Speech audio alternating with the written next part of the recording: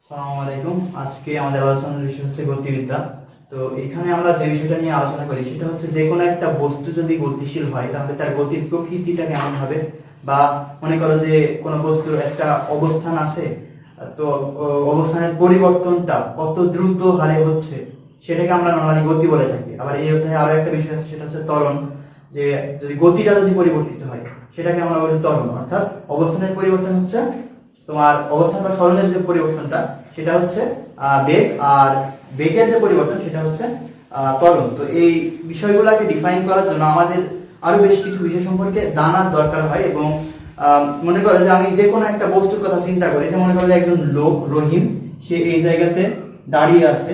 তো এখন রহিমের গতি আমি যদি বর্ণনা করতে চাই অথবা রহিমের অবস্থান আমি যদি দেখাতে চাই, তো আমার দরকার হবে কোনো একটা প্রসঙ্গ। অর্থাৎ কোনো প্রসঙ্গ ছাড়া আমি ওইটাকে বলতে পারবো না যে রহিম এই কোন জায়গায় আছে। আমাকে বলতে হবে যে এইখানে আছে, আশেপাশে মনে করো যে এখানে একটা গাছ আছে, গাছ থেকে এখানে একটা গাছ আছে, গাছ থেকে রহিম একটা নির্দিষ্ট দূরত্ব x দূরত্বে আছে। তাহলে আমি কি এখানে কি হলো যে আমি রহিমের অবস্থানটা নির্দিষ্ট করে দিলাম। এরপরে যদি রহিম যদি অবস্থানটা পরিবর্তন করে, সেক্ষেত্রে গাছের সাপেক্ষে রহিমের বেগ কত সেই জিনিসটা আমি বলতে পারবো। অর্থাৎ এখানে বিষয় যেটা সেটা হচ্ছে যে আমাদের একটা প্রসঙ্গ প্রয়োজন হয়। এই জন্য আমরা প্রসঙ্গ কাঠামো বিষয়টা একটু বোঝার চেষ্টা করবো। প্রসঙ্গ কাঠামো কি? যে কোনো একটা ঘটনাকে ব্যাখ্যা করার জন্য আমরা যে কাঠামোটা দাঁড় করাই। যেমন মনে করো যে কোনো একটা বিন্দু যদি থাকে, তাহলে বিন্দুকে বোঝানোর জন্য আমাকে অবশ্যই একটা স্থানাঙ্ক ব্যবস্থা দেখাতে হয়। তাহলে এইরকম কোন একটা বস্তুর গতি, অবস্থান অথবা তার সরণ অথবা তার ত্বরণ, যে কোনো বিষয় যদি আমি বর্ণনা করতে চাই, তাহলে আমার প্রয়োজন হচ্ছে একটা প্রসঙ্গ কাঠামো। এখন প্রসঙ্গ কাঠামোর মূলবিন্দুর সাপেক্ষে বা মূলবিন্দুর সাপেক্ষে আমরা সবকিছু হিসাব করে থাকি। তো এখন মনে করো যে যদি আমি বলি যে গতি বিষয়টা কেমন হওয়া উচিত, যে কোনো একটা মনে করি যে দুইজন ব্যক্তি রহিম এবং করিম, তারা যদি দুজন যদি দেখা যাচ্ছে যে আশেপাশে অন্য কোনো বস্তু নেই, আমি শুধুমাত্র তাদের দুজনকে দেখতে পাচ্ছি, তো সেই ক্ষেত্রে তাদের ভিতরে যে গতিটা সেটাকে আমরা কি বলতে পারবো যে আপেক্ষিক গতি। তো আসলে যে কোনো বস্তুর গতি বর্ণনার জন্য আমাদের যেটা দরকার হয় সেটা হচ্ছে একটা প্রসঙ্গ বস্তু দরকার হয়। আর সেই বস্তু থেকে অন্য আরেকটা বস্তুর ওই প্রসঙ্গ বস্তুর সাপেক্ষে অন্য একটা বস্তুর আমি গতি পরিমাপ করে থাকি। যেমন মনে করো তোমার হয়তো মনে হতে পারে যে পৃথিবীতে যে কিছু যত কিছু আছে সবকিছু হয়তো বা আমাদের যে গতিগুলো আছে এগুলোকে হয়তো আমরা পরম গতি মনে করতে পারি, কিন্তু এটা আমরা কি করছি, এটা হচ্ছে পৃথিবীর সাপেক্ষে আমরা কোনো একটা বস্তুর গতি মেজার করছি। এখন দেখো যে যদি দুইটা ট্রেন পাশাপাশি চলতে থাকে, এবং সমবেগে চলতে থাকে, তো এখন দুইজন যাত্রী তারা যদি পরস্পর মুখোমুখি দুইটা ট্রেনে যদি বসে থাকে, তাহলে তারা একে অপরকে দেখে মনে করবে যে দুজন স্থির আছে। কারণ কি, তারা সমবেগে চলছে। তো এখন তাদের ভিতরে যদি কোনো একটা আপেক্ষিক বেগ না থাকে, তাহলে আমি আরেকটার সাপেক্ষে আরেকটাকে গতিশীল বলতে পারবো না। তো এখন আমাদের যে কোনো কিছুর গতি বর্ণনার জন্য যে জিনিসটা দরকার হয় সেটা হচ্ছে একটা প্রসঙ্গ কাঠামো বা আমার কোনো একটা প্রসঙ্গ বস্তু। তো এখন পরম গতি জিনিসটা বা পরম স্থিতি জিনিসটা কেমন হতে পারে, যে এখন আমি যে কোনো একটা বস্তু মনে করো যে এইখানে একটা লোক সাইকেলে, একটা লোক মনে করো দৌড়ে যাচ্ছে। তো এখন সে কত মিটার বেগে দৌড়ে যাচ্ছে? 3 মিটার পার সেকেন্ড বেগে দৌড়ে যাচ্ছে। কিসের সাপেক্ষে? এইখানে একটা মনে করো যে গাছ আছে, এখানে একটা গাছ আছে, গাছের সাপেক্ষে সে 3 মিটার পার সেকেন্ড বেগে দৌড়ে যাচ্ছে। তো এখন এখান থেকে দেখে তো আমার মনে হচ্ছে যে এর বেগটা সম্ভবত 3 মিটার পার সেকেন্ড। তো এখন আমি যদি কল্পনা করি যে এই যে সূর্যের চারপাশে তো পৃথিবী ঘুরছে, এখন আমি যদি বাইরে থেকে দেখি সেক্ষেত্রে আমার কাছে কি মনে হবে যে পৃথিবীর বেগটা লোকের বেগের সাথে অ্যাড হয়ে যাচ্ছে। তাহলে আমার মনে হবে যে লোকটা আরো বেশি দ্রুত যাচ্ছে। তাহলে দেখা যাচ্ছে আমি কোন জায়গা থেকে বা কোন পার্সপেক্টিভ থেকে দেখছি তার উপর নির্ভর করে বস্তুটার গতি পরিবর্তিত হয়ে যাচ্ছে। এই জন্য আমাদের কোনো কিছু গতিকে আমরা পরম গতি বলতে পারি না। এটা অবশ্যই যে কোনো একটা গতি বর্ণনার ক্ষেত্রে আমরা কোনো না কোনো ভাবে কোনো কিছু একটা সাহায্য নিয়ে থাকি। তো এই হচ্ছে আমাদের গতির কিছু কনসেপ্ট। এখন দেখো যে গতিকে তোমার বর্ণনা করার জন্য আমাদের কিছু রাশি সম্পর্কে জানার প্রয়োজন হয়। সেটা হচ্ছে যে এর আগে আমরা ভেক্টর অধ্যায়ে পড়ছিলাম যে অবস্থান ভেক্টরটা কি ছিল, যে এরকম একটা স্থানাঙ্ক ব্যবস্থার কোনো একটা পয়েন্ট যদি হয় a, তাহলে এই a পয়েন্টের অবস্থান নির্দেশকারী ভেক্টর, অর্থাৎ মূল বিন্দু থেকে এই পয়েন্টের অবস্থান নির্দেশকারী যে ভেক্টর সেটাকে আমরা বলতাম হচ্ছে অবস্থান ভেক্টর। এটা মনে করা হচ্ছে OA। তো এখন এই প্রসঙ্গ কাঠামোতে এই a বিন্দুতে কোনো একটা বস্তু আছে মনে করো। তো এই a বিন্দু থেকে বস্তুটা এখানে b বিন্দুতে আসলো। তো এইখানে তার কি হচ্ছে যে অবস্থানের পরিবর্তন হচ্ছে। তো এই যে অবস্থানের যে পরিবর্তনটা হয় সেই পরিবর্তনটাকে আমরা বলি হচ্ছে সরণ। তো এখন এটা হচ্ছে পয়েন্ট এ এর অবস্থান ভেক্টর, সেটা কি ও এ, আর এটা হচ্ছে পয়েন্ট বি এর অবস্থান ভেক্টর ও বি। তাহলে এখন আমরা এই যে এ বি যেটা আছে এই এ বি কে কিভাবে ডিফাইন করতে পারি, দেখো যে এখানে আমরা লিখতে পারি যে আমরা ত্রিভুজ সূত্রে ভেক্টরের ইয়াতে এরকম যদি মনে করো যে কোনো একটা ত্রিভুজ থাকে যেখানে এইভাবে ভেক্টরগুলা ডিফাইন করা আছে, তো সেই ক্ষেত্রে এ বি সি যদি এরকম হয় সেক্ষেত্রে আমি যে বিন্দু থেকে যাত্রা শুরু করেছি ওই বিন্দুতে যদি আবার ফেরত আসতে পারি তাহলে আমরা মোট যোগফলটা 0 হিসেবে দেখতে পারি। তাহলে দেখো এ বি, তো এখন যাওয়ার ক্ষেত্রে আমি যেই দিকে যাচ্ছি ভেক্টরের দিকটা যদি সেই দিকে হয় তাহলে সেটাকে আমি পজিটিভ লিখবো, আর যদি উল্টা দিকে হয় তাহলে সেটা নেগেটিভ লিখবো। তাহলে দেখো এ থেকে যখন বি এর দিকে যাচ্ছি তখন দেখো আমি যেই দিকে যাচ্ছি এই চিহ্নটা কি সেই দিকে আছে, সেক্ষেত্রে আমি কি লিখবো এ বি, অর্থাৎ এটা হচ্ছে পজিটিভ। এখন বি থেকে সি এর দিকে যখন যাচ্ছি তখন বি সি কি আমি যেদিকে যাচ্ছি সেদিকেই চিহ্নটা দেওয়া আছে, তার মানে ওইটাও দিব হচ্ছে পজিটিভ। তারপরে দেখো সি থেকে যখন এ তে আসছি তখন আমি যেদিকে যাচ্ছি সেই দিকেই চিহ্নটা দেওয়া আছে, সেক্ষেত্রে আমরা এখানে লিখবো যে সি এ, এই সবগুলা মিলে কত হলো ইকুয়াল টু হচ্ছে 0, কারণ আমি আগের অবস্থাতে ফিরে এসেছি। তাহলে এখন কি হচ্ছে যে এখন মনে করো যে কোনো একটার দিক আমি বলতে দিচ্ছি দিকটা এই বরাবর আছে, সেক্ষেত্রে কি হতো যে আমি এ বিন্দু থেকে মনে করো যাত্রা শুরু করছি, তুমি যে কোনো বিন্দু থেকে যাত্রা শুরু করতে পারো। তো এ থেকে যখন বি এর দিকে যাচ্ছি তখন আমি যে দিকে যাচ্ছি চিহ্নটা সেদিকে দেওয়া আছে, অর্থাৎ এ বিটা পজিটিভ। তারপরে বি থেকে যখন সি এর দিকে যাচ্ছি তখন কি হচ্ছে আমি যেই দিকে যাচ্ছি তার বিপরীত দিকে চিহ্ন দেওয়া আছে, অর্থাৎ এই সাইনটা কি হবে নেগেটিভ হবে। এরপরে আমরা যখন আবার সি থেকে এ এর দিকে আসছি তখন আমি যেই দিকে আসছি চিহ্নটাও সেই দিকে দেওয়া আছে, অর্থাৎ সি এ যেটা আছে সেটা হবে পজিটিভ ইকুয়াল টু 0, কারণ আমি ফাইনালি যে বিন্দু থেকে যাত্রা শুরু করেছিলাম ওই বিন্দুতে চলে এসেছি। তো এইভাবে আমি যদি এ বি এর মান নির্ণয় করি এই জায়গাতে, তাহলে দেখো যে কোনো জায়গা থেকে আমি শুরু করতে পারি। যেমন ধরো আমি ও বিন্দু থেকে শুরু করলাম, যেমন ও বিন্দু থেকে যখন এ বিন্দুতে যাব তখন ও এ যে অবস্থান ভেক্টর তার দিকটা কোন দিকে এই দিকে আছে, তাহলে ও এটা হচ্ছে আমার পজিটিভ, কারণ আমি যেই দিকে যাচ্ছি ও এরও সেই দিকে যাচ্ছে। আবার দেখো এ থেকে যখন বি এর দিকে আসছি তখন কি এ বি এর দিক হচ্ছে এই দিকে, কারণ আমি এ বি ভেক্টরটাকে নির্ণয় করতে চাচ্ছি। আমি যেই দিকে যাচ্ছি ভেক্টরের দিকও সেই দিকে, অর্থাৎ যেটা কি দিব পজিটিভ, অর্থাৎ প্লাস এ বি। এরপরে দেখো যে এই বি পয়েন্ট থেকে যখন ও পয়েন্টে আসছি তো ও বি যেটা ছিল অবস্থান ভেক্টর দিক সবসময় কি হয় যে মূল বিন্দু থেকে ওই যে বিন্দুর অবস্থান নির্দেশ করছে সেই বিন্দুর দিকে, অর্থাৎ ও বি বরাবর। তো সেক্ষেত্রে এই ও বি হবে হচ্ছে তোমার, আমি যেহেতু এখন বি থেকে ও তে আসছি মানে এই ত্রিভুজটা পূর্ণ করার জন্য কি বি থেকে এ তে আসতে হবে আমাকে, তো আমি যেই দিকে আসছি তার বিপরীত দিকে চিহ্নটা দেওয়া আছে, অর্থাৎ এটা হচ্ছে মাইনাস ও বি ইকুয়াল টু 0। এখান থেকে ফাইনালি আমরা কি লিখতে পারি এ বি ইকুয়াল টু, এখন ও বি যদি ওই পাশে নিয়ে যায় তাহলে এটা হবে পজিটিভ, আর দেখো ও এই পাশে পজিটিভ ছিল তাহলে ওই পাশে গেলে হবে হচ্ছে নেগেটিভ। এখন যে কোনো দুইটা বিন্দু মনে করো যে এ বিন্দু থেকে বি বিন্দুতে কোনো একটা বস্তু গেল, তো সেই ক্ষেত্রে বস্তুটা সরণ কতটুকু হয়েছে এটা যদি আমি নির্ণয় করতে চাই তাহলে কিভাবে করব, যে ফাইনাল পয়েন্টের যে অবস্থান ভেক্টর সেখান থেকে ইনিশিয়াল পয়েন্টের অবস্থান ভেক্টরটা বিয়োগ করে দেব, তাহলে আমরা তার সরণ যে ভেক্টরটা হয়েছে সেটা পাবো। তো এইটা হচ্ছে সরণ, যে তার অবস্থানের পরিবর্তন, ঠিক আছে। তো সরণ ডিফাইন করার জন্য আমার কি হলো প্রসঙ্গ কাঠামো দরকার হলো, মূল বিন্দু দরকার হলো। এই প্রসঙ্গ কাঠামো হতে পারে কোনো গাছ, হতে পারে পৃথিবীর তুমি যে কোনো কিছু তুমি যেটাকে মনে করো যেটাকে সাপেক্ষে অন্য কিছু ভেক্টর নির্ণয় করছো, আমাদের মাটি হতে পারে সবকিছু হতে পারে। তো এখন দেখো এই যে অবস্থানটা পরিবর্তন করলো, আমি যদি এইখান থেকে এখন দ্বিতীয় বিষয় কি আসবে যে গতি বা বেগ। তো দেখো আমি মনে করি যে এইখান থেকে এই জায়গাতে আসছি, এখান থেকে এখানে আসার ক্ষেত্রে আমি অবস্থান পরিবর্তন করেছি। তো এই অবস্থান পরিবর্তনটা আমি কতটুকু সময়ের ভিতর করেছি, তো আমি যদি এখান থেকে ওখানে যেতে এখান থেকে ওখানে যাওয়ার জন্য মনে করো আমি 5 সেকেন্ড সময় নিচ্ছি, তো তখন আমি যত দ্রুত যাব, যদি আমি 1 সেকেন্ডে চলে যাই তখন কি সমান দ্রুত যাব? তো যখন 1 সেকেন্ডে যাব অর্থাৎ কম সময়ে যাব তখন আমার বেগ কি বেশি হবে না? মানে বেগটা কি সেটা হচ্ছে যে অবস্থান পরিবর্তন যে হয় এই অবস্থান পরিবর্তনটা কত দ্রুত হচ্ছে।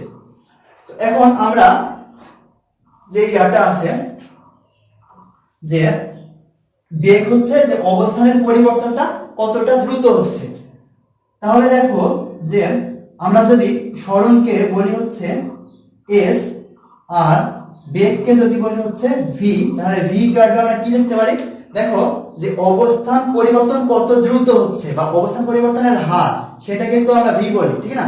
তাহলে দেখো এই s কে যদি আমি সময়ের সাপেক্ষে ডিফারেন্সিয়েট করি, ডিফারেন্সিয়েট করার অর্থ হচ্ছে হার বের করা। তার মানে সময়ের সাপেক্ষে সরণটা কত দ্রুত হচ্ছে বা কত আস্তে হচ্ছে সেটাকে আমরা কি বলি বেগ। এখন দেখো যে মনে করো আমি এইখান থেকে আমার বাড়ি থেকে দেখা যাচ্ছে 1 কিলো দূরে কোনো একটা জায়গাতে যাচ্ছি। তো এই 1 কিলো দূরে যাওয়ার জন্য প্রথমে যে সৈন্য থেকে মানে যে অবস্থানে আছি সেখান থেকে প্রথমে 100 মিটার আমি গেলাম একটু আস্তে আস্তে হেঁটে, তারপরে আবার পরে 100 মিটার গেলাম আর একটু দৌড়ে, তারপরে 100 মিটার গেলাম হচ্ছে সাইকেলে, তারপরে 100 মিটার গেলাম হচ্ছে তোমার মোটর সাইকেলে। তো এই যে আমার বেগটা শুরুতে কি ছিল, কম ছিল, তারপরে আস্তে আস্তে বৃদ্ধি পেতে পেতে মানে পৌঁছার আগে মোটর সাইকেলে গেছি, তার মানে হচ্ছে দেখা যাচ্ছে যে খুব দ্রুত গেছি। তাহলে দেখা যাচ্ছে আমার কি বেগের পরিবর্তন হচ্ছে, সম্পূর্ণ রাস্তার ভিতরে আমার বেগের পরিবর্তন হচ্ছে। এই যে বেগের পরিবর্তন সময়ের সাথে কিভাবে হয় সেটাকে আমরা বলি হচ্ছে ত্বরণ। তাহলে ত্বরণ যেটা আছে সেটা হচ্ছে বেগের পরিবর্তন a। তো বেগ যদি হয় v, তাহলে সময়ের সাপেক্ষে কি কতটা দ্রুত পরিবর্তন হচ্ছে, তাহলে dv dt। এটাকে আমরা কি বলবো যে ত্বরণ, যে বেগের পরিবর্তন কি হারে হচ্ছে। তাহলে বেগ কি সরণের পরিবর্তনের হার, ত্বরণ কি বেগের পরিবর্তনের হার। ঠিক আছে। তো এরপরে ত্বরণ এবং সরণ এই সংক্রান্ত বিষয় জানার পরে আমরা যেটা করতে পারি সেটা হচ্ছে যে সুষম ত্বরণ এবং অসম ত্বরণ জিনিসটা কেমন হতে পারে। সুষম ত্বরণ জিনিসটা কি, যে মনে করো যে বেগের পরিবর্তনটা যেটা হচ্ছে সেটা সবসময় কনস্ট্যান্ট আছে। অর্থাৎ যেমন মনে করো যে পৃথিবীতে যখন কোনো একটা বস্তু শূন্য থেকে ছেড়ে দেওয়া হয় তখন তার উপর ক্রিয়াশীল যে ত্বরণটা, সেই ত্বরণের মান কত হয়, g এর মান হচ্ছে 9.8 মিটার পার সেকেন্ড স্কয়ার। অর্থাৎ প্রতি সেকেন্ডে 9.8 মিটার পার সেকেন্ড করে বৃদ্ধি, মানে তার বেগ বৃদ্ধি পেতে থাকবে প্রতি সেকেন্ডে। তো এটা কি একটা কনস্ট্যান্ট ত্বরণ, অর্থাৎ এই g এর যে মানটা বা ত্বরণের মানটা এটা চেঞ্জ হচ্ছে না, এটাকে আমরা বলি হচ্ছে সুষম ত্বরণ। এখন অসম ত্বরণ কেমন হতে পারে, অসম ত্বরণ হচ্ছে যে প্রথমে বেগের পরিবর্তনটা যেটা হচ্ছিল সেটা মনে করো যে আস্তে হচ্ছিল, পরে দ্রুত হয়ে গেল। এটার উদাহরণ কি হতে পারে, যে মনে করো যে পৃথিবীর যখন অনেক উপর থেকে কোনো একটা বস্তু পড়ে তখন কি g এর মানটা কম থাকে, তখন কি বেগের পরিবর্তনটাও কম হয়, বেগের পরিবর্তন কম হচ্ছে। বেগের পরিবর্তন হতে হতে আসলে কিন্তু তার বেগ বাড়ছে। তো বাড়তে বাড়তে দেখা যাচ্ছে যে যখন এই দিকে আসলো তখন কি তার g এর মানটা বেশি হয়ে গেল। তো এইখানে বেগের পরিবর্তনটা যত দ্রুত হচ্ছিল এখানে তার বেগ, এখানে 1 সেকেন্ডে যত বৃদ্ধি পেয়েছে দ্বিতীয় অবস্থানে তার 1 সেকেন্ডে বেগটা তার সাথে বেশি দ্রুত বৃদ্ধি পাচ্ছে। তো এটা হচ্ছে অসম ত্বরণ, অর্থাৎ ত্বরণটা যেখানে কনস্ট্যান্ট না। তো আমরা আমাদের সিলেবাসে করার জন্য সমবেগ জিনিসটা পড়বো। সমবেগ মানে কি, বেগ পরিবর্তিত হচ্ছে না। তো বেগ যদি পরিবর্তিত না হয় তার মানে ত্বরণ কত, শূন্য। কারণ ত্বরণ মানে তো বেগের পরিবর্তন, তো বেগ যদি পরিবর্তিতই না হয় তাহলে এখানে ত্বরণ থাকার কোনো প্রশ্ন আসে না। তার মানে তোমার সমবেগ যখন বলবে তখন হচ্ছে ত্বরণ a = 0, আর যখন সমত্বরণ বলবে তখন এই a এর মানটা হচ্ছে সম, মানে একটা কনস্ট্যান্ট ভ্যালু। ঠিক আছে, অর্থাৎ মানটা চেঞ্জ হবে না।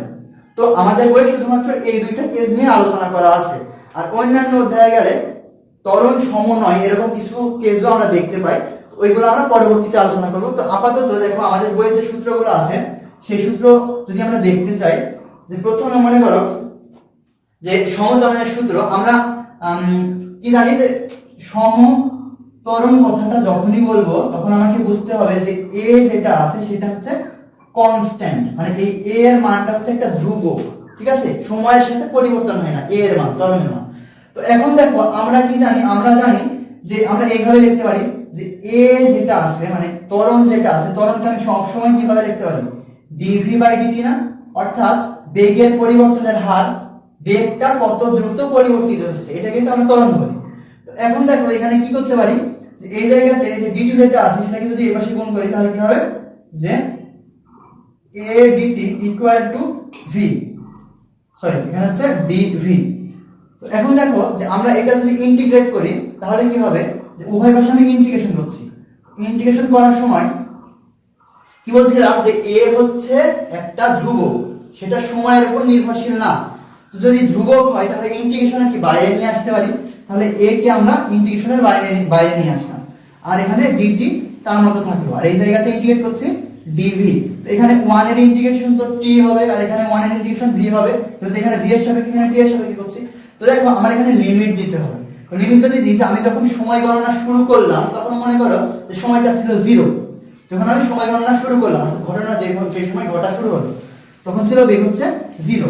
এখন দেখো যে ওই সময়ে যদি একটা বেগ আদি বেগ যদি থাকে তাহলে আদি বেগটাকে মনে করো আমি বলছি হচ্ছে v0। ঠিক আছে, আর সময় 0-তে বেগ ছিল হচ্ছে v0। যখন আমি সময় গণনা শেষ করলাম তখন সময়টা হলো মনে করো যে t। তো ওই সময়ে গিয়ে যে বেগটা সেটা ফাইনাল বেগটা হচ্ছে v।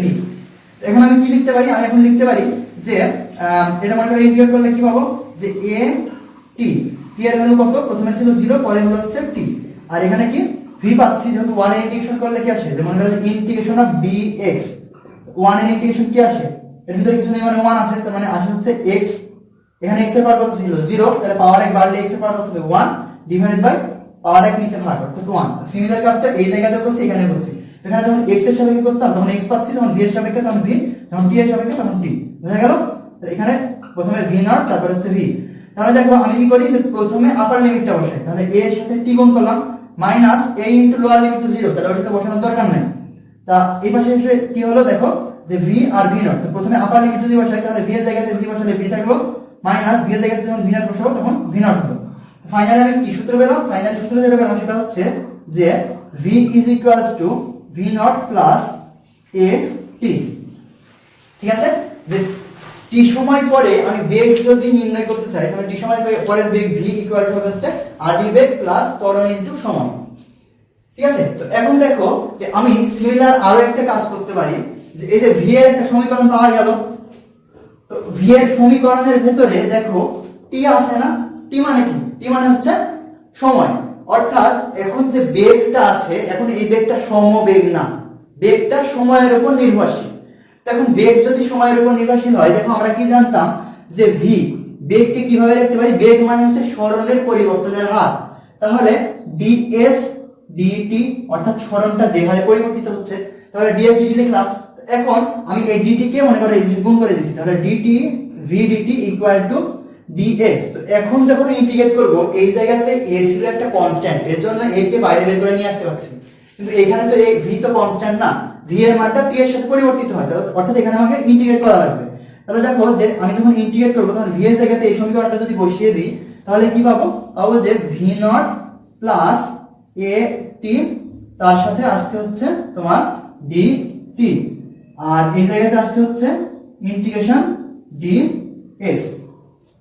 তো দেখো আমি সিমিলার জিনিসটা আবার করব, যে এই জায়গাতে যখন সময় গণনা শুরু করলাম আমি t এর সাথে t এর সাপেক্ষে ইন্টিগ্রেশন করছি, তাহলে লিমিট দিতে হবে কিসের, t এর বা সময়ের। তো যখন আমি সময় গণনা শুরু করছি তখন সময় কত ছিল 0, যখন শেষ করলাম তখন মনে করো সময় হলো হচ্ছে t।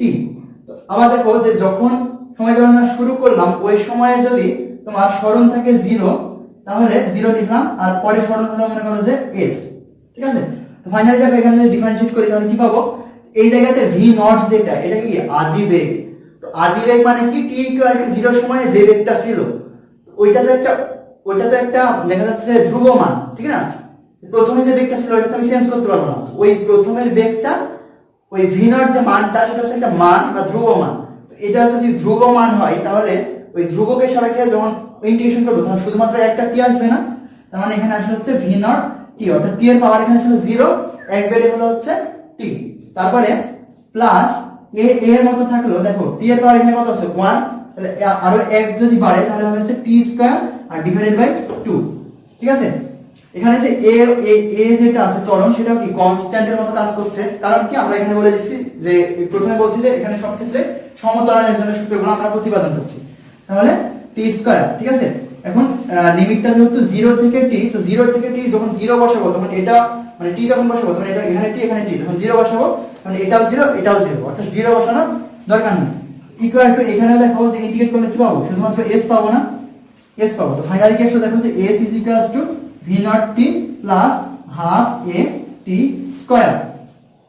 তো এখন দেখো যে এই যে সমীকরণগুলো আমি লিখলাম এই সমীকরণের গ্রাফ যদি আমি তোমাকে আঁকাতে বলি তাহলে তুমি কি করবে, যে একটু চিন্তা করো যে এই যে v is equal to v0 plus a t এই গ্রাফটা যদি আঁকাই কিসের গ্রাফ বলবো, যে বলছি যে v বনাম t এর গ্রাফ অঙ্কন করো, কোন ক্ষেত্রে, সমত্বরণের ক্ষেত্রে, সমত্বরণের ক্ষেত্রে v বনাম t এর গ্রাফ অঙ্কন করো। তাহলে কি হবে দেখো যে এই জায়গাতে v0 প্লাস at, আমি যখন গ্রাফ অঙ্কন করব তখন যে অ্যাক্সিস বরাবর যে আছে আমি তাকে তা দ্বারা রিপ্লেস করার চেষ্টা করব, কারণ কি আমরা y এবং x দিয়ে সমীকরণ দেখে অভ্যস্ত, এইভাবে তো v t দিয়ে সমীকরণ দেখে অভ্যস্ত না। তো মনে করো a অক্ষ বরাবর কে থাকতো, নরমালি x থাকতো, আর a অক্ষ বরাবর থাকতো হচ্ছে y। তো t যেখানে আছে ওখানে মনে করো আমি x বসাচ্ছি, তো x আসলো, তার সাথে আছে a প্লাস এখানে আছে v নট, আর এই যে v আছে কোন অ্যাক্সিস বরাবর, y অ্যাক্সিস বরাবর, ওখানে দিলাম হচ্ছে y। y ইকুয়াল টু দেখো এই যে a যেটা আছে, তো সমতরণ মানে কি, সমতরণ মানে ত্বরণটা ধ্রুবক, অর্থাৎ এই a হচ্ছে একটা ধ্রুবক। তো এই যে y equal to mx plus c যে সমীকরণটা ছিল, এখানে m টা কি ছিল, ঢালের মান, এটা অবশ্যই একটা ধ্রুবক ছিল, তাহলে এই a কে মনে করো আমি m মনে করতে পারি, তাহলে mx প্লাস এই যে আদিবেগ যেটা, সেটা কি একটা নির্দিষ্ট সময়ের বেগ, তো নির্দিষ্ট সময়ের বেগের মান তো ধ্রুবক নাকি, মানে তোমার সময় চেঞ্জ হতে থাকলে বেগটা চেঞ্জ হয়, কিন্তু যখন প্রথম যে বেগটা ছিল ওই বেগটা তো আসলে চেঞ্জ হচ্ছে না, এটা একটা নির্দিষ্ট মান, এটা কি একটা ধ্রুবক mx প্লাস c, এই টাইপের সমীকরণ না এটা। এই টাইপের সমীকরণের লেখচিত্র কেমন ছিল, যে এই টাইপের লেখচিত্র ছিল যে তোমার হচ্ছে সরল রেখা কোন জায়গা থেকে শুরু হবে, সরল রেখা শুরু হবে হচ্ছে এইরকম জায়গা থেকে, এই দূরত্বটা ছিল হচ্ছে c, এখানে তো আসলে এই c দ্বারা কি বোঝাচ্ছে, v নট বোঝাচ্ছে, অর্থাৎ এই দূরত্বটা কত, এই দূরত্বটা হচ্ছে v নট, ঠিক আছে। তারপরে দেখো যে v নট বোঝাচ্ছে, আর at যেটা a দ্বারা বোঝাচ্ছে হচ্ছে এই যে সরলরেখা আছে, এই সরলরেখার ঢাল, সেটা হচ্ছে a। ওকে, তাহলে দেখো যে এইটা হচ্ছে তোমার এই সমীকরণের লেখচিত্র। তো এখন আমরা আরো একটা জিনিস ইয়ে করতে পারি, যে এই যে লেখচিত্রটা পেলাম, এই লেখচিত্র দেখে কিন্তু তোমার এই সমীকরণটাও লেখা যায়।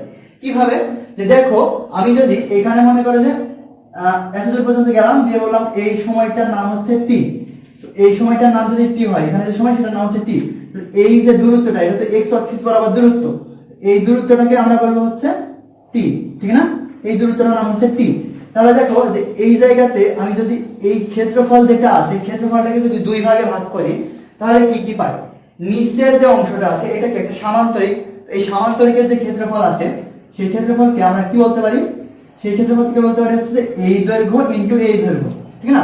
এই দৈর্ঘ্যের মান কত, এই দৈর্ঘ্যের মান হচ্ছে v নট, আর এই দৈর্ঘ্যের মান হচ্ছে t, অর্থাৎ v নট t। আবার দেখো উপরের যে ত্রিভুজটা আছে সেটার ক্ষেত্রফল আমরা কিভাবে লিখতে পারি, একটা জিনিস চিন্তা করো, যে এই যে সরলরেখা যে ঢালটা এটা হচ্ছে a, তো সময়ের সাথে at যেটা আছে, মানে তোমার হচ্ছে এই y অ্যাক্সিস বরাবর যতটুকু চেঞ্জ হয়েছে, এই y অ্যাক্সিস বরাবর যতটুকু চেঞ্জ হয়েছে t সময় পরে v নট এর সাথে at যোগ হয়েছে, ঠিক না। তার মানে এই যে এই সম্পূর্ণ দূরত্বটা কি y অ্যাক্সিস বরাবর দূরত্ব, তাহলে এতটুকু যদি হয় তোমার v নট, তাহলে অবশ্যই এতটুকু হবে কি হবে, এতটুকু হচ্ছে at নাকি, তো এতটুকু হচ্ছে at, তো এই at আর এই দূরত্বটা হচ্ছে t, অর্থাৎ দেখো এই ত্রিভুজের ক্ষেত্রফল যদি আমি লিখতে চাই তাহলে কিভাবে লিখবো, এই ত্রিভুজের ক্ষেত্রফল লিখতে হলে এখানে লিখবো হচ্ছে যে হাফ ইনটু ত্রিভুজের ভূমিটা কত, ভূমির মান হচ্ছে t, আর এই ইয়ার মান কত, তোমার হচ্ছে লম্বের মান কত, লম্বের মান হচ্ছে at, অর্থাৎ at।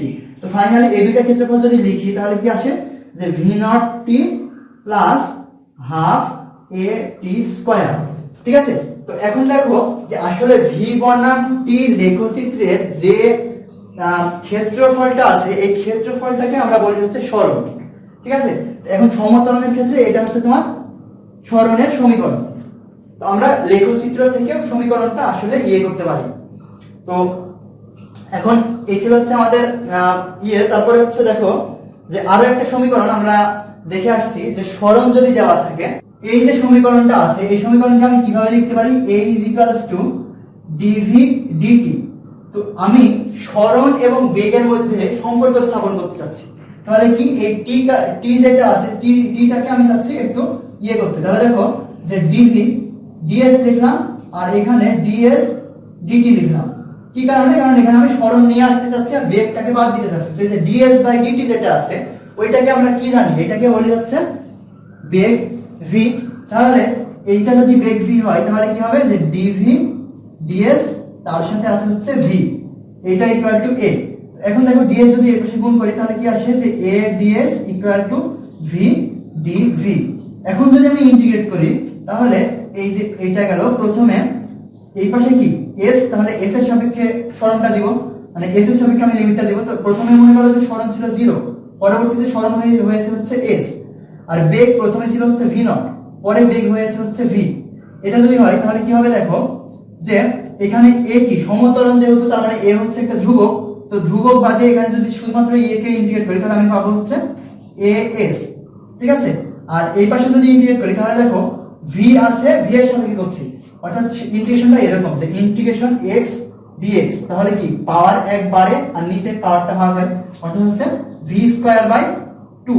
তো এখানে তো 0 থেকে এসেছিল, এখানে তো v নট থেকে v, সেহেতু এখানে আমি লিমিটটা দিব, এটা কি v নট থেকে v, অর্থাৎ দেখো a s ইকুয়াল টু কি আসছে যে v square by 2 minus v not square by 2। তো 2 যদি এই পাশে গুণ করি আর v নট স্কয়ার যদি এই পাশে নিয়ে আসি তাহলে কি আসে দেখো, ফাইনালি বের হচ্ছে v square is equals to v not square plus 2as।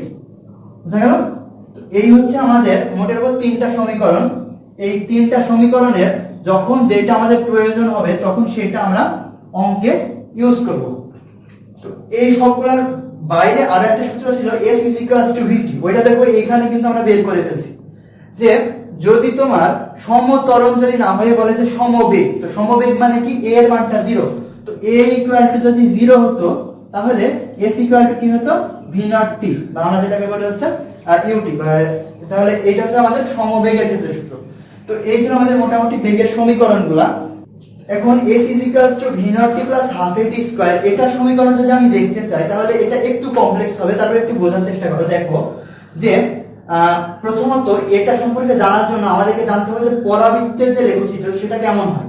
তো পরাবৃত্তের লেখচিত্র ওইটা আমরা ম্যাথের যে পরাবৃত্ত অধ্যায়টা আছে ওইটাতে ভালো মতো কভার করব। এখানে জাস্ট একটা বেসিক কনসেপ্ট আমাদেরকে দেওয়ার চেষ্টা করি। সেটা কি, সেটা হচ্ছে যে পরাবৃত্ত এরকম ধরনের হয় যে y ইকুয়াল টু মনে করো যে x স্কয়ার হতে পারে অথবা x is equals to y square, এই টাইপের হতে পারে। তো যখন তুমি মনে রাখবে যে পরাবৃত্ত জিনিসটা হচ্ছে এই রকম টাইপের, অর্থাৎ তার যে দুইটা বাহু আছে এই দুইটা বাহু এইভাবে অসীম পর্যন্ত যেতে থাকে, ঠিক আছে, একেবারে বড় হতে থাকে। তো এখন বিষয় হলো এখন কোনটা কোন ক্ষেত্রে কোন চিত্রটা হবে। তো বিষয় হলো যে যখন তুমি দেখবে যে মানে যে একা থাকে, পরাবৃত্ত হচ্ছে একটু উদার মনের অধিকারী, সে হচ্ছে যে একা থাকে তাকে আগলে রাখে। তো এখানে এটা হচ্ছে x অ্যাক্সিস, একটা হচ্ছে y অ্যাক্সিস। তো দেখো যার শক্তি কম মানে যার পাওয়ার কম তার কি শক্তি কম, তো এখন y স্কয়ার আর x এই সমীকরণের শক্তি কম কার, x এর শক্তি কম, অর্থাৎ a হল x হচ্ছে অসহায়। তো a যেহেতু দেখা যাচ্ছে একটু উদার প্রকৃতির, তাহলে সে চেষ্টা কি করবে, সে চেষ্টা করবে যে x যেটা আছে তাকে আগলে রাখতে, কারণ কি তার শক্তি কম, ঠিক আছে। আবার দেখো যে y equal to x square যেটা, সেটা যদি আমি দেখতে চাই তাহলে ওই সমীকরণে x এবং y, তাহলে এই যে y অক্ষটা কি, y অক্ষটা হচ্ছে তোমার মানে y এর মানের উপরে পাওয়ার হিসেবে কত আছে 1, তাহলে y এর শক্তি এখানে কম, তাহলে পরাবৃত্তটা কি চেষ্টা করবে, y কে আগলে রাখার চেষ্টা করবে, অর্থাৎ হচ্ছে এইরকম। আর দুইটা হতে পারে, এটা হচ্ছে এইটার চিত্র আর এটা হচ্ছে এইটার চিত্র। যদি এরকম হয় যে x is equals to minus y square, তাহলে সেক্ষেত্রে হবে যে এটা x অক্ষকে আগলে রাখবে, কিন্তু দেখো মাইনাস, তো মাইনাস হওয়ার কারণে সে যাবে হচ্ছে x অক্ষের পজিটিভ দিকে না গিয়ে যাবে হচ্ছে নেগেটিভ দিকে, ঠিক আছে। আবার দেখো যদি এরকম হতো যে y equal to minus x square, তো সেই ক্ষেত্রে সে y অক্ষের পজিটিভ দিকে না গিয়ে যেতে হচ্ছে নেগেটিভ দিকে। তো এই হচ্ছে আমাদের মোটের উপর পরাবৃত্তের লেখচিত্র। তো এখন দেখো পরাবৃত্তের লেখচিত্রটা আসলে এইভাবে থাকতে পারে যে y equal to a plus মানে এরকম মনে থাকলো যে ax square plus bx plus c। তো এইভাবে তারপরে দেখো y যেহেতু ফাঁকা আছে তার মানে y হচ্ছে অসহায়, সেক্ষেত্রে সে y কে ঘিরে রাখবে। তো এখন আমাদের s is equals to v naught t plus half a t square, এখানে আমি যদি তোমাকে বলি যে s বনাম t এর লেখচিত্র অঙ্কন করো, তাহলে তুমি কি করবে, দেখো যে s বনাম t, এইদিকে হচ্ছে s এইদিকে হচ্ছে t। তাহলে আমি কি বলছিলাম, আমি তোমাদেরকে কি বলছিলাম যে দেখো যে আমি x অ্যাক্সিস এবং y অ্যাক্সিস এর ক্ষেত্রে যেই দিকে আমি y অ্যাক্সিস দিচ্ছি তার জায়গাতে y বসাবো, আর যেদিকে x অ্যাক্সিস দিচ্ছি তার জায়গাতে x বসাবো। তার মানে এই s কে আমরা মনে করতে পারি y আর t কে মনে করতে পারি হচ্ছে x। তাহলে সেই ক্ষেত্রে ওই সমীকরণ যদি ওইভাবে লিখি তাহলে y ইজ ইকুয়ালস টু, দেখো v নট টা কি, v নট একটা ধ্রুবক অর্থাৎ আদিবেগ, তাহলে ওইখানে মনে করো যে a দিলাম, তাহলে ax প্লাস এই যে হাফ a যেটা আছে এটাও কি একটা ধ্রুবক না, এটাও একটা ধ্রুবক, তার মানে হচ্ছে bx স্কয়ার, ঠিক আছে। তো এখন দেখো যে এই যে এই জায়গাতে আমি যেটা ইয়াটা পাচ্ছি এখান থেকে এই যে এই জায়গাতে একা আছে কি, y একা আছে, অর্থাৎ যে পরাবৃত্ত আছে সে y কে ঘিরে রাখবে। তো বিষয় হলো যে যখন তোমার শুধুমাত্র y equal to x square এই টাইপের না থেকে x সম্বলিত মানে x সম্বলিত টার্ম থাকে, x স্কয়ারও থাকে, আবার হচ্ছে ধ্রুবকও থাকে, তখন এই যে তোমার শীর্ষবিন্দু, এটা যদি পরাবৃত্ত হয় তাহলে এটাকে আমরা বলি হচ্ছে শীর্ষবিন্দু। তো শীর্ষবিন্দুটা এখানে না থেকে শীর্ষবিন্দুটা মুভ করে। তো এই যে সমীকরণ যেটা আছে এটার ক্ষেত্রে দেখো যে y অ্যাক্সিস তো এইটা, তার মানে y অ্যাক্সিসকে ঘিরে রাখবে।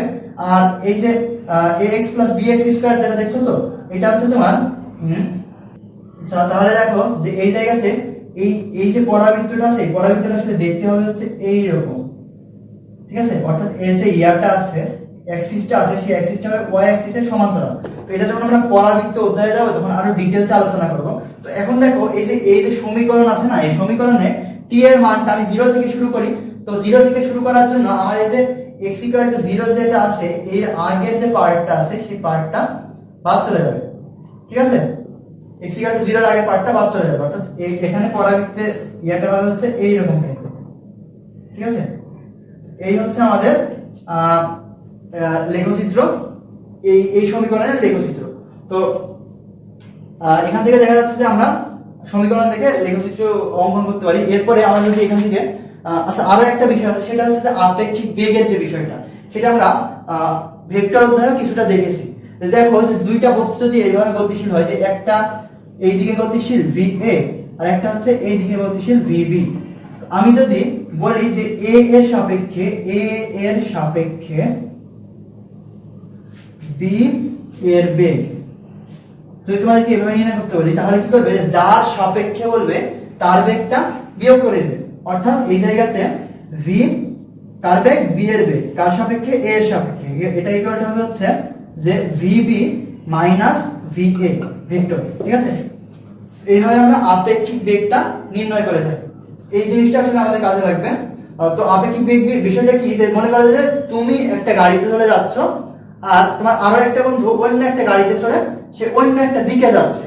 তো সেক্ষেত্রে তুমি নিজেকে স্থির মনে করছো। তো সেক্ষেত্রে তুমি যেহেতু গাড়ির ভিতরে আছো তুমি তোমার বেগটা বুঝতে পারছো না, আর আশেপাশে মনে করো যে গাছপালা কিছু দেখা যাচ্ছে না। তো সেক্ষেত্রে তোমার কাছে তোমার বন্ধুর যে বেগটা সেটা কেমন মনে হতে পারে, সেই জিনিসটার নাম হচ্ছে আপেক্ষিক বেগ। তো ওইটা নিয়ে আমরা আলোচনা করব। তো আমরা এখন কয়েকটা অঙ্ক করব।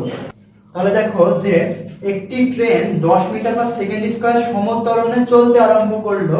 একই সময়ে একটি গাড়ি 100 মিটার/সেকেন্ড বেগে চলতে শুরু করে। ট্রেনটি কখন গাড়িকে অতিক্রম করবে? তো এখন বিষয় হলো যে এই অঙ্কের ক্ষেত্রে ট্রেন হচ্ছে স্থির অবস্থা থেকে সমত্বরণে চলা শুরু করে, ঠিক আছে? আর গাড়িটি প্রথম থেকে সমবেগে চলছে। দেখো সমবেগে যদি চলে তাহলে আমরা নরমালি যে সমীকরণ এখানে জানি যে কিসের সমীকরণ, যে s = মনে করো যে ut + ½ at²। এই সমীকরণটা কি ছিল, সমত্বরণের ক্ষেত্রে সমীকরণ। তো এর আগে আমরা দেখে আসছি। আর এই জায়গায় দেখো যেহেতু সমত্বরণে চলছে আর প্রথমে আদিবেগ ছিল 0, তো প্রথমে যেটা ট্রেন আছে ট্রেনের ক্ষেত্রে সমীকরণটা কেমন, ½ at²। আর যে ইয়াটা আছে গাড়ির ক্ষেত্রে s = সমীকরণটা কেমন, s = vt। তো দেখো s = vt যে সমীকরণটা আছে, s বনাম t এর যে আমি গ্রাফ যদি আঁকাই তাহলে কি হবে, দেখো যে এখানে s কি y অক্ষ আর t হচ্ছে x অক্ষ। তাহলে এখানে দেখো যে আমরা যদি এটাকে কল্পনা করি যে v একটা যেহেতু ধ্রুবক সেহেতু y = mx টাইপের না, y = mx এর মতো। তাহলে এটা হবে হচ্ছে লেখচিত্রটা হবে হচ্ছে এই রকম সরলরেখা। আর এইটা যেহেতু একটা পরাবৃত্তের সমীকরণ, আর পরাবৃত্তের শীর্ষবিন্দু কিন্তু এখন 0 0 তে, এর আগে শীর্ষবিন্দু 0 0 তে ছিল না, কারণ এখানে t সম্বলিত একটা পদ ছিল, কিন্তু এখানে এখন কি 0 0 তে আছে। এখন পরাবৃত্তটা কেমন হবে, পরাবৃত্ত হবে হচ্ছে এই রকম। তাহলে দেখো এই যে পয়েন্টে তোমার ট্রেনটা, এটা হচ্ছে ট্রেন আর এটা হচ্ছে কার। ট্রেন যে পয়েন্টে কারকে সেট করলো সেই পয়েন্টে ট্রেনটা কি হলো, সামনে এগিয়ে গেল। তারপরে ট্রেন এখন কারের সামনে আছে। এখন তার যেহেতু ত্বরণ আছে সেহেতু তার মানে তোমার সরণটা প্রথমে কম থাকবে, দিয়ে আস্তে আস্তে বাড়তে বাড়তে বেশি হয়ে যাবে, ঠিক আছে? তো দেখো এই জায়গাতে আমি যদি ট্রেনের ক্ষেত্রে সমীকরণটা লিখি তাহলে কেমন হবে, ট্রেনের ক্ষেত্রে সমীকরণ হবে s = এটা হচ্ছে ট্রেনের ক্ষেত্রে সমীকরণ s = কি হবে, s = হচ্ছে ½ at²। a মানে কত, 10 মানে হচ্ছে 10 মিটার/সেকেন্ড² এর মান, আর t²। তো t এর মান মনে করে আমি জানি না, এই যে সময় এই t সময়ে গিয়েই তো আসলে দুইটা অতিক্রম করবে, ঠিক না? তো এখন এটা আমি ফাইনালি লিখতে পারি 5t²। এটা মনে করো যে s1। যখন আবার বলবো যে কারের ক্ষেত্রে গাড়ি গাড়ির ক্ষেত্রে যদি বলি যে s2, তাহলে s2 ইকুয়াল টু কি লিখতে পারি, s2 ইকুয়াল টু vt, যেহেতু সে সমবেগে চলছে তার মানে 100t, ঠিক না? তো এখন দেখো যে এই যে সমীকরণের s1 এবং s2 যে বিন্দুতে ট্রেনটা কারকে অতিক্রম করছে ওই বিন্দুতে দুইটার অতিক্রান্ত দূরত্ব কি সমান না? এই যে s এর মানটা আছে, s এর মানটা কি দুইটার ক্ষেত্রে সমান, তার মানে ওই পার্টিকুলার পয়েন্টে s1 ইকুয়াল টু s2, অন্য যে কোনো জায়গায় কিন্তু s1 এবং s2 সমান হয় না। তাহলে দেখো যে আমি আচ্ছা অন্য যে কোনো পয়েন্ট বলতে অন্য যে কোনো সময়, তো এখানে দেখো এই যে s1 ছিল হচ্ছে এতটুকু আর s2 ছিল হচ্ছে এতটুকু, মানে দুইটা সমান হচ্ছে না, দুইটা সমান কি শুধুমাত্র এই পয়েন্টে। তো এইখানে t এর নির্দিষ্ট মানের জন্য এই দুইটা সমান হবে, সেক্ষেত্রে আমি কি লিখতে পারি, সেক্ষেত্রে আমি লিখতে পারি যে s1 ইকুয়াল টু s2, তার মানে ওইটাকে লেখা যায় হচ্ছে তোমার যে এখানে যদি লিখি যে 5t square is equals to 100t, তাহলে এখানে t ইকুয়াল টু কত আসে দেখো, এখান থেকে একটা t কাটাকাটি চলে যায়, আর ফাইনালি 5 যদি নিচে ভাগ করি তাহলে কত আসে, আসে হচ্ছে তোমার 20, ঠিক না?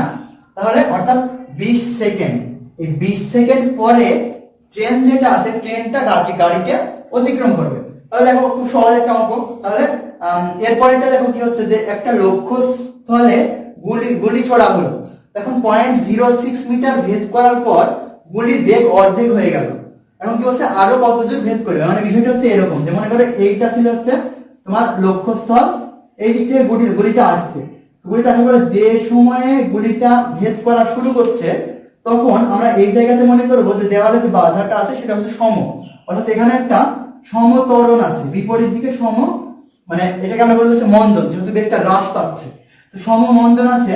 তো প্রথমে সে 0.06 মিটার অতিক্রম করার পরে এই জায়গাতে যদি বেগ থাকে v, তাহলে এখানে বেগ হয়ে গেছে হচ্ছে তোমার v/2। এখন এই জায়গাতে গিয়ে যখন v একেবারে 0 হয়ে যাবে, ওই বাকি এতটুকু যে দূরত্ব আছে x দূরত্ব, সেই দূরত্বটা কত সেটা তোমাকে নির্ণয় করতে বলছে, ঠিক আছে? তাহলে দেখো যে এখানে ত্বরণ যে যে ত্বরণটা আছে, অর্থাৎ যে মন্দন বা বেগের পরিবর্তন যেটা হচ্ছে সেটা আমি কি মনে করছি, সেটা ধ্রুবক। তাহলে ওই এ কে যদি আমি কোনোভাবে রিপ্রেজেন্ট করতে পারি তাহলে ওইটা দিয়ে আমি ফাইনালি তোমার কতটুকু পরবর্তীতে অতিক্রম করবে সেই জিনিসটা বের করতে পারবো।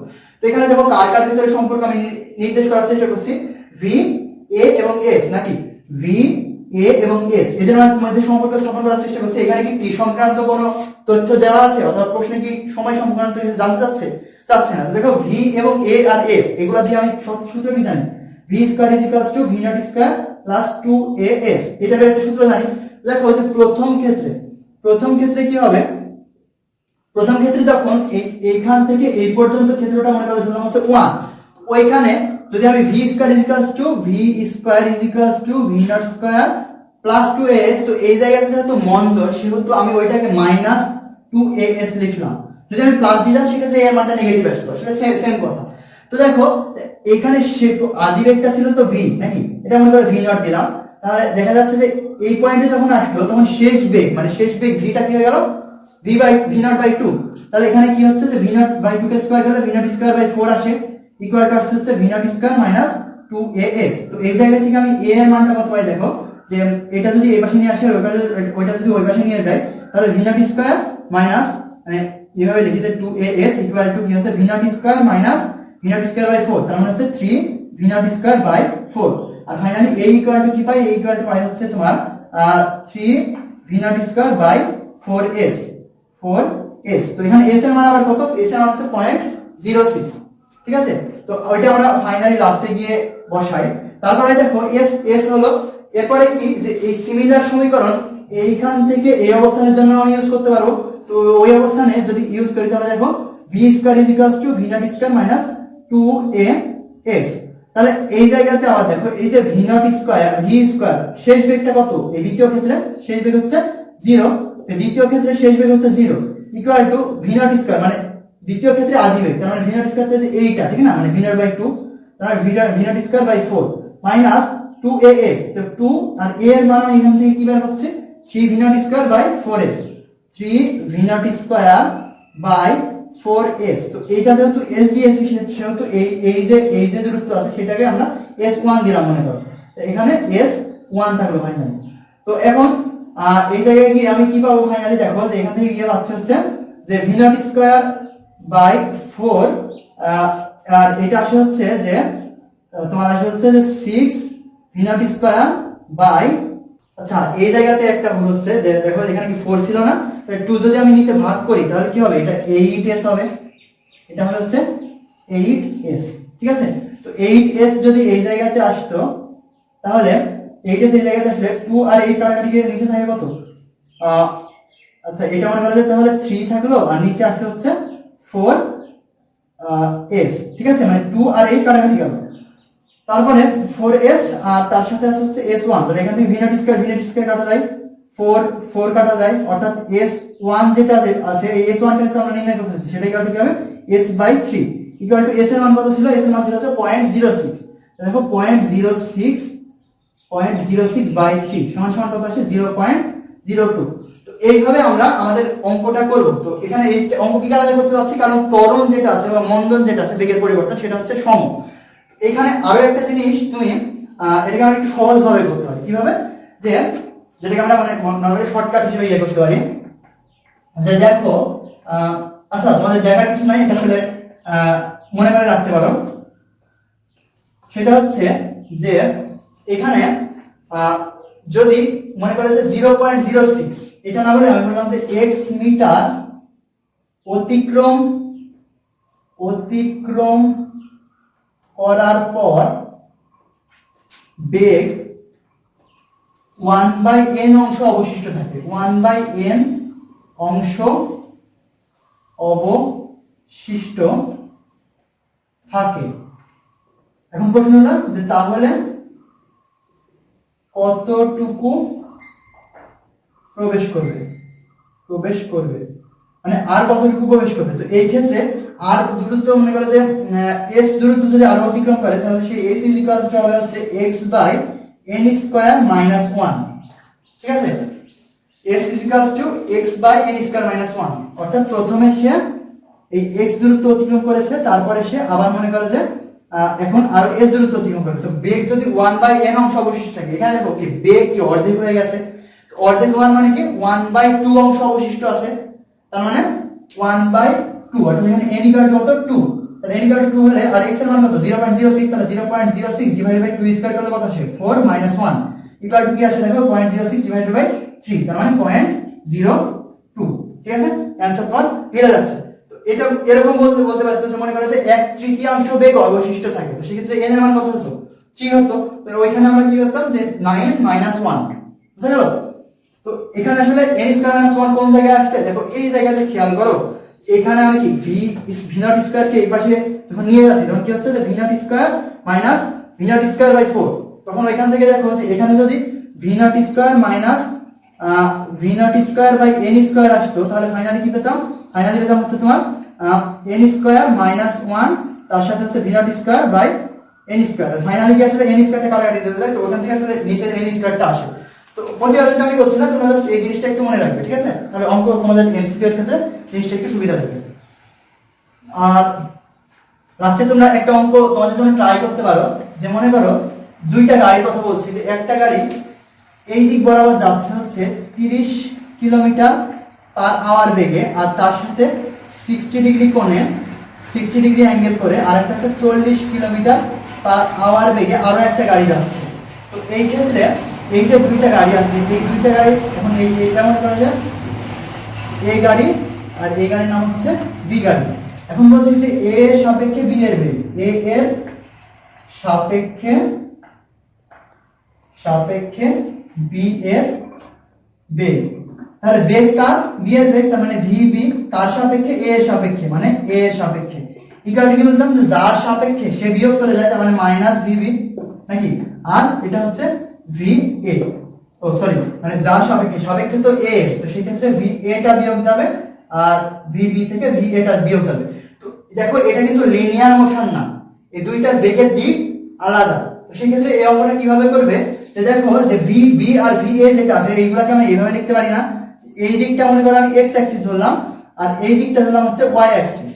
ওই যে ভি এ যেটা আছে ওইটাকে আমি কি লিখতে পারি, এটাকে লিখতে পারি হচ্ছে 30, দেখো এক্স অ্যাক্সিস বরাবর বেগের যে ইয়াটা ওইটাকে আমরা কি লিখি, এক্স অ্যাক্সিস বরাবর মানে হচ্ছে একক ভেক্টর যেটা আছে সেটাকে আমরা বলি হচ্ছে আই, তার মানে সেটা হচ্ছে 30i আকারে আমরা জিনিসটাকে লিখতে পারি, VA যেটা আছে সেটাকে। এখন দেখো VB যেটা আছে সেটাকে কি লিখতে পারি, এই যে 40 আছে 40 কে একবার এই দিক বরাবর একটা অংশ নিব, একবার ওই দিক বরাবর আরেকটা অংশ নিব। তাহলে কি লিখতে পারি যে এই দিক বরাবর যে অংশ সেটা হচ্ছে 40 cos 60। তো 40 cos 60 এর মান কত, সে 40 cos 60, cos 60 এর মান হচ্ছে তোমার 1/2, তার মানে 40 * হাফ, তার সাথে i প্লাস এটা তো এই দিক বরাবর, তার মানে y অক্ষের উপরের দিকে আছে, তার মানে যেটা হবে হচ্ছে পজিটিভ, সেটা হবে হচ্ছে 40 ইনটু এটা কি sin 60। তো sin 60 এর মান কত, sin 60 এর মান হচ্ছে তোমার, তাহলে এটা হবে হচ্ছে তোমার 40 √3/2, যেহেতু sin 60 ডিগ্রি মান হচ্ছে √3/2, এটা হচ্ছে z।